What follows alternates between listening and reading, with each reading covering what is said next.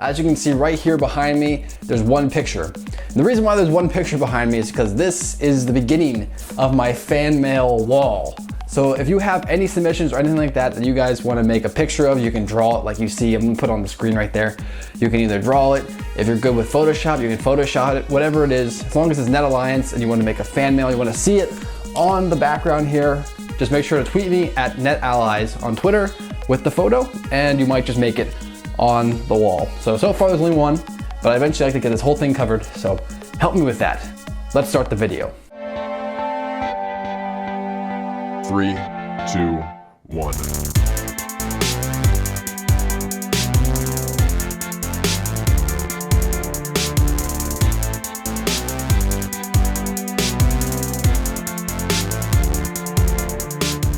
What's up everybody, I'm Net Alliance. Today we're here with the number 13 Q&A. Now before I begin this Q&A, let me just remind you guys that if you want to be featured in the next Q&A, make sure to leave your questions for me in the comments below and you might just be featured in the next one. But with that said, let's do the first question. The first question here is from Darth Logan. He asks, what did you think of Rogue One? Now I'm going to be having a review coming out very soon, probably this Thursday, Wednesday, somewhere around, not Wednesday, but probably Thursday, maybe even Monday tomorrow, but we'll see. I don't know yet. I gotta figure out my schedule, but it's coming soon, so stay tuned for that one. Next question we have from Hard Gaming, and he asked, what was the best superhero movie of the year, in your opinion?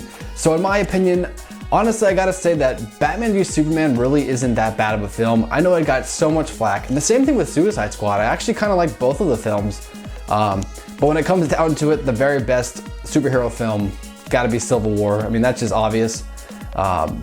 Great film.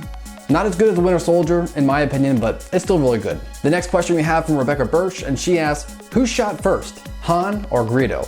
Clearly Greedo did. I mean, the whole Han shot first thing. If you look at the film, I mean, I can go plug in my Blu-ray and right there, you can see. Clearly Greedo shot first, which caused Han to shoot. I personally don't think the old school fans know what they're talking about. Clearly Greedo was the one to shoot from the very beginning. There was never any special editions that messed that up. I mean, come on now. But all jokes aside, Han did shoot first. Come on, we all know that. But when it comes down to it, I don't really care. I just kind of like the film for what it is. Even if he did shoot first, I don't really think it does that much different for his character because we do know that he's a smuggler. Sure, it makes him a little more darker, but I don't really care for it. It doesn't really matter to me. I know some people really are against that change, but I really don't care. It's just Star Wars to me. I have fun with all the films. Next one we have from Angel Rodriguez, and he asks, do you play Battlefront? Yes. Unfortunately. No, what I mean by that is that I love Battlefront 1 and Battlefront 2, and these are from PlayStation 2 days, the good Battlefronts. You know, you hear this all the time from all your favorite YouTubers and stuff, but it's true, they were the good Battlefronts. And then we have Battlefront EA, which I would just call Battlefield with a Star Wars skin. Now let's be honest, the kids love Battlefront EA. I mean, you hear that all the time. And when we have people who are like me, people from my time when, you know, we had Battlefront 1 and 2, which were just great games. And the older Battlefronts tried to be something different, not just a Battlefield clone with a Star Wars skin, like I mentioned. So for the younger viewers, the ones who really do like Battlefront EA, that's okay, that's your opinion. But you have to understand where the older fans are coming from. Because Battlefront 2 was so awesome, and it just feels like Battlefront EA just kind of dropped the ball. And you have to remember, we've been waiting for this for what, 10 years? So when it finally came out, and it just wasn't what we were expecting, it was kind of a letdown. So like I said, it's okay if you enjoy Battlefront EA. There's been some times where I actually enjoy it too. But ultimately, it's just not as good as the older ones. But of course, that's just my opinion on that. Next question we have from Darth Maitland, and he asks, what is your most nostalgic film? Whew, this is a tough question. But besides Star Wars, I'd probably have to say the Lord of the Rings trilogy. I don't know which one. I'd probably pick Return of the King because that is my favorite one out of the entire franchise. But another film that is a massive franchise that has like 10,000 different installments now that only had like 5 when I was a kid. It was called The Land Before Time, and that really got me in the heart. I remember those films. I always liked dinosaurs when I was a kid, so Jurassic Park's on there too. That's a good one. But when it comes down to it, the film I always quote, the film I used to have all the action figures to, all the games to, all that type of stuff, Star Wars Episode 3. That's my most nostalgic film. I love it. Next one we have from Dennis, and he asks, what is your favorite movie of 2016? Now this was a little different. Earlier we had the question, what is the best superhero film? Now we're asked, what is the best movie?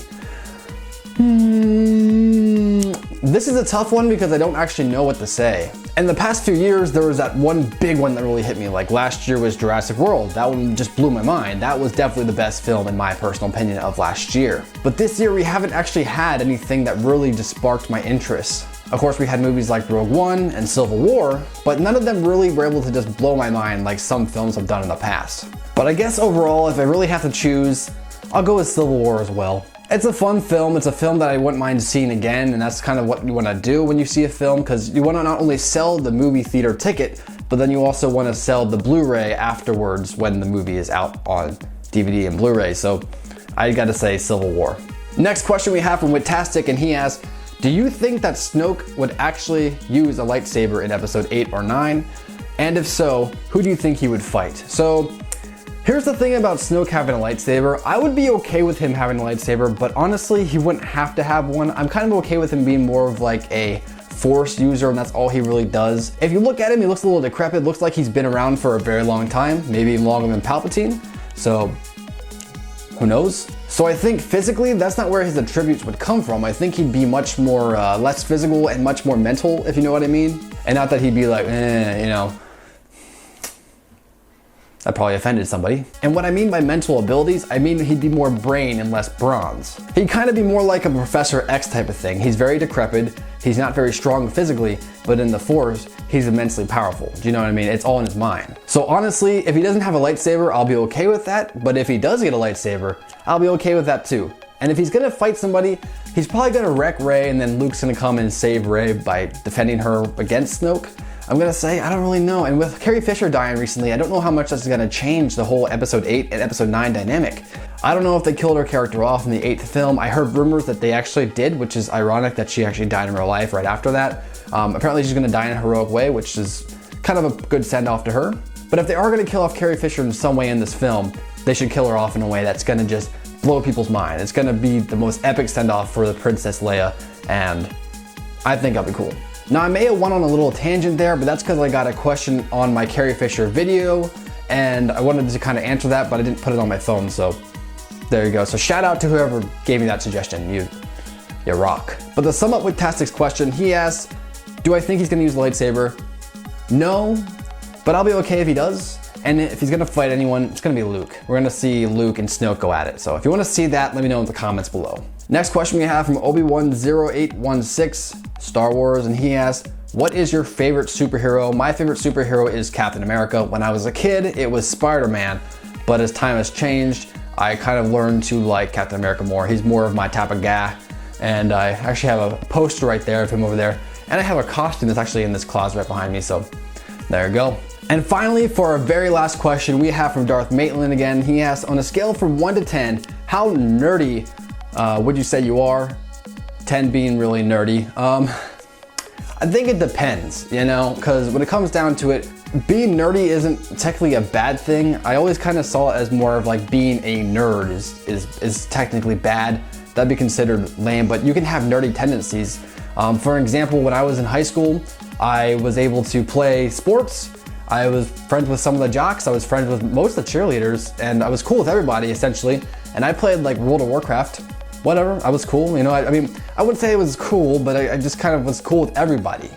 And when it comes down to it, it shouldn't matter what your social standing is. You should just be who you want to be. Because personally, as long as you being you isn't hurting anybody else, then why does it matter? So if you're in high school and you're being labeled as a nerd, or you're being labeled as a geek, or being labeled as ugly or short or stupid or whatever, just remember the sticks and stones saying, and also follow these 3 steps. First off, ask yourself, do you care about this person? No, they're jerks. Why would I care about them? Second, do you believe that you're stupid or lame?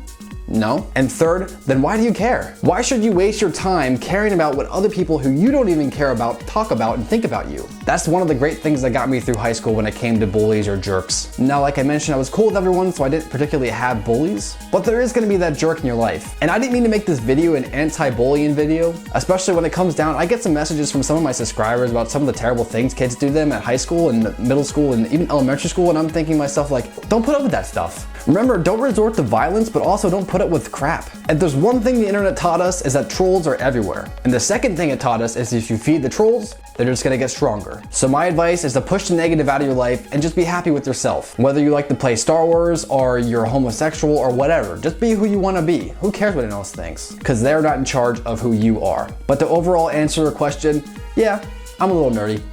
I have a Star Wars channel, so you know. But that's it for this video, guys. I hope you guys enjoyed. Sorry to make that one a little more sentimental, but I kind of felt like I had to go deeper with that last question. But please remember to like and subscribe for more videos. If you guys want to be featured in the next Q&A, make sure to leave those questions in the comments below. And like I mentioned in the beginning of the video, fan mail, if you have any, make sure to send it to me on Twitter @NetAllies.